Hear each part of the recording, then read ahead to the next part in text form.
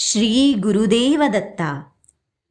ఈ వీడియోలో మనం గురుదేవదత్తుని 3 శ్లోకాలను వాటి అర్థాన్ని తెలుసుకుందాం. మొదటిది, నమస్తే భగవాన్ దేవా దత్తాత్రేయ జగత్ప్రభో సర్వబాధ ప్రశమనం కురు శాంతి ప్రయచ్చమే. నమస్తే భగవాన్ దేవా దత్తాత్రేయ జగత్ప్రభో సర్వబాధ ప్రశమనం కురు శాంతి ప్రయచ్చమే. ఈ శ్లోకానికి అర్థం, జగతికే ప్రభువైన ఓ దత్తాత్రేయ స్వామి, అన్ని రకముల బాధల నుండి విముక్తిని కలిగించి శాంతిని ప్రసాదించమని నీకు నమస్కరిస్తున్నాను.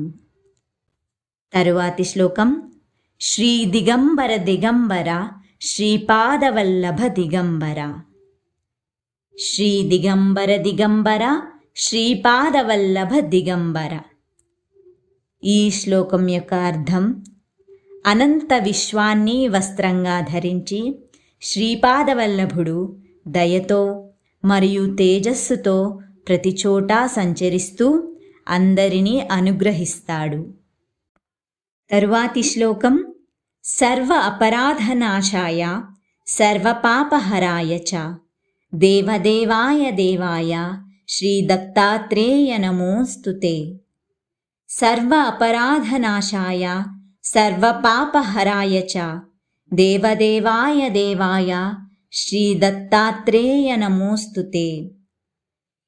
ఈ శ్లోకం యొక్క అర్థం, కర్మను వ్యతిరేకించి సమస్త పాపములను నశింపచేయువాడు మరియు సకల దేవతలకు దేవుడైన శ్రీ గురు దత్తాత్రేయునకు నమస్కరిస్తున్నాను.